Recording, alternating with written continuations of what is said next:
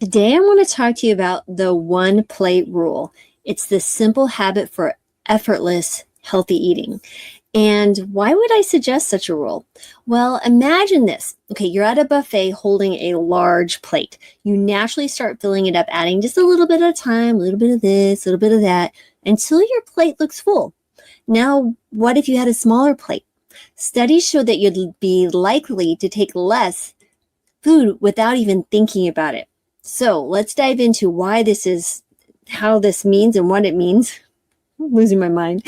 But by the way, we're also going to talk about what you should be putting on that plate and how you should be dividing to make sure that that plate is well balanced.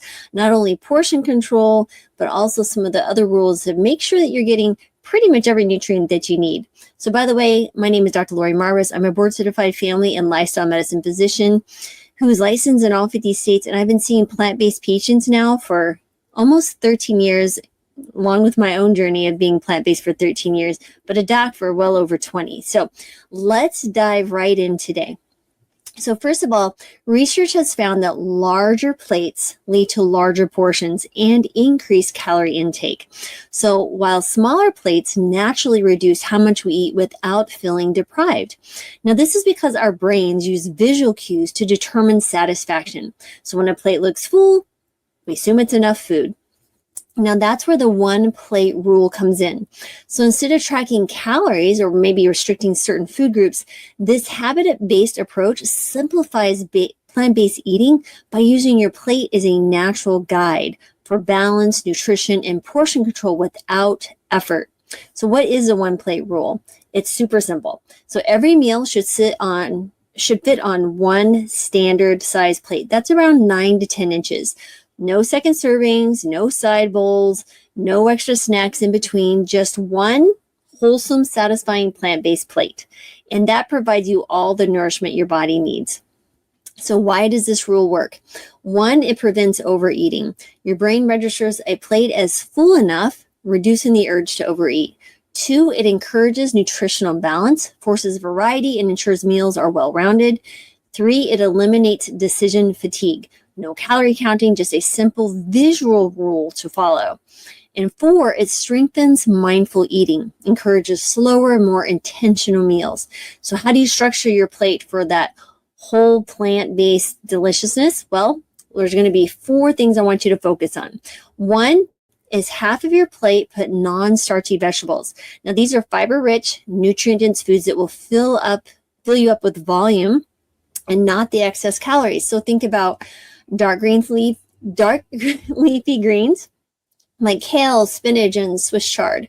Cruciferous vegetables like broccoli, cabbage, and Brussels sprouts. Colorful vegetables like bell peppers, mushrooms, carrots, tomatoes, and cucumbers. Here's a tip. Steaming, roasting without oil, or eating raw keeps the nutrients more intact. One other thing to be thinking about is while we're compiling this on your plate is try to get throughout the day different colors of the rainbow. So you're not only getting different food groups, but also the different colors. So now we're going to be able to really get a wide variety of minerals and vitamins and phytochemicals, all those amazing food, those wonderful elements that come from plants that will nourish your body. Okay, now on the other quarter of your plate, we're going to put a plant-based protein. Now, protein will help sustain energy and your muscle health while keeping you full. So you can choose from number 1, lentils, black beans, chickpeas, or maybe some white beans. You could do tofu or tempeh. You could bake it, grill it, air fry it. You could throw in some edamame, maybe some quinoa. You may sprinkle on some hemp, chia, or flax seeds for some extra protein boost. On the other quarter of the plate, you're going to put whole grains or starchy vegetables. Now, these provide those slow burning energy, right? Really to keep you satisfied.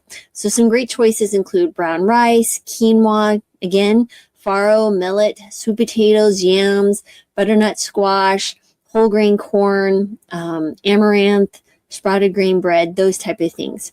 And then 4 is some healthy fat, right? So fats are essential for nutrient absorption and for your brain health, but they should come from whole foods, not extracted oils. So we're going to opt for avocado slices, nuts like walnuts, almonds, cashews, seeds like chia, flax, pumpkin, sesame, or some nut butters that don't have added oils or sugars. So how do you apply the one plate rule in everyday life? So at home, serve your food on one plate only. No extra bowls or grains, no side plates of fruit, just one balanced plate. Now your fruit can be on there somewhere. Maybe you add it to the non-starchy vegetables, maybe to salad with some fruit. That can absolutely be fine. That's just one well-balanced plate. And then at restaurants, ask for a single plate meal and avoid oversized portions by sharing or taking leftovers. One other thing you could do is when you're at restaurants, if you know they give big portions, is say, can you give me just half of this to eat now, and the other half, can you go ahead and pack it so I can bring it home? So now you're actually getting 2 meals for one, and you're less inclined to overeat. Now for snacks, instead of grazing all day, plate your snack, like some fruit, nuts, or hummus with vegetables, to keep the portion control in check. So maybe you have your one plate for your meals and one plate for your snacks. And then this makes it really simple, because yes, you will lose weight just switching to a plant-based diet, but I've seen so many of my patients, it keeps me in business, who are still struggling to lose weight on a plant-based diet for a variety of reasons. But it's typically not because they're following a strictly whole food plant-based diet, but sometimes they maybe eating some of the more ultra-processed plant foods, and that tends to be where we fall into trouble. But again, it will depend on the person. But why this is very important, this becomes second nature. So the one plate rule isn't a diet, right? It's kind of a habit-based framework that makes eating effortless, balanced, and satisfying. It removes the stress from measuring portions or tracking your calories, allowing you to focus on the wholesome plant-based meals that nourish and energize. So next time you sit down to eat, building your perfect one plate meal and see how easy healthy and eating can be. So tell me down below, what would your ideal plate look like? What would you like to see?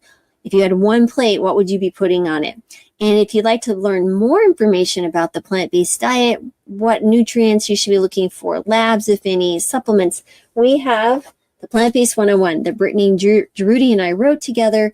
It is literally a manual. It's not meant to be like, the in-depth 600 pages, and it's not a cookbook, but there are recipes, but it's not all just recipes. This is really talking about taking my experience as a physician and Brittany's own journey of losing 70 pounds on her own and cooking, and just really appreciating what all the questions are that someone who's on a plant-based diet, who's just starting, or maybe has already been on one for a long time, looking at as one resource. If you have a question, literally we've pretty much covered it. You will jump in here and you will say, well, what about nutritional deficiencies? What should I be looking for? We have a whole section on that. What about with kids? What about eating out? What about traveling? What is a plant-based diet? How do you deal with people making, snide remarks? How do you deal with myths and different things? What about the anti-nutrients I've been hearing about? All addressed right here. Literally super easy. You can get it on Amazon. Just, Google Plant-Based 101. It should pop up with my name, Marbus, or just click the link below. But that is literally a compilation of the last 13 years of my own experience. And again, Brittany, sharing her own experience compiled in one book, plus 7 days to get you started on my own recipes. And then Brittany gave you some additional delicious recipes as well. So hope you found this helpful. Would love to hear more. Don't forget to subscribe below and share this if you think this might be helpful for someone. Really appreciate you guys being here as always. Sending gratitude, joy, love, and healing your way, because we all know we need more of that in this world. Have a great day, everybody.